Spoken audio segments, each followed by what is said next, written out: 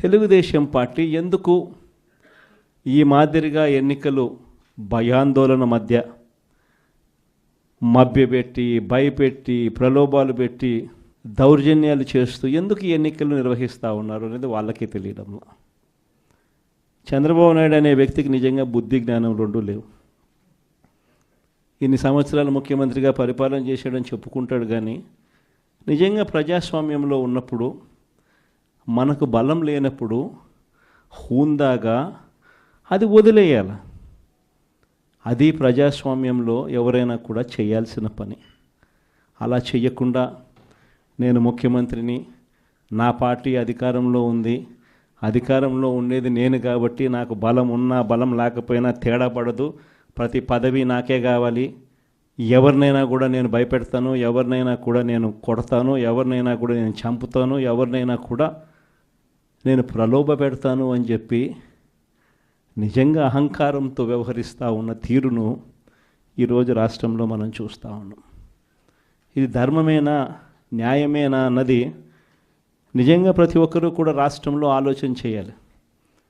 ఇలాంటి పరిస్థితుల్లో ఒకవైపున చంద్రబాబు నాయుడు గారి పాలనలో దాదాపుగా సంవత్సరం అవుతూ ఉంది.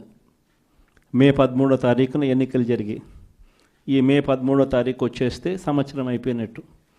అంటే దాదాపుగా 11 నెలలు చంద్రబాబు నాయుడు గారి పాలన అయ్యింది.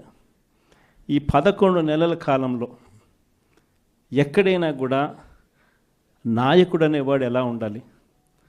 తాను చేసిన మంచి పనిని చూపించి, నేను ఈ మంచి చేశాను కాబట్టి ప్రజల దగ్గరికి వచ్చి ధైర్యంగా చిరునవ్వుతో ప్రజల మన్ననలు పొందుతూ వాళ్ళ ఆశీర్వాదాలు తీసుకునే కార్యక్రమం ఎక్కడైనా జరగాలి.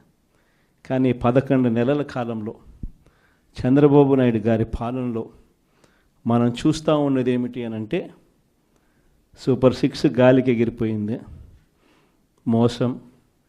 సూపర్ 7లు గాలికి ఎగిరిపోయాయి, మోసం.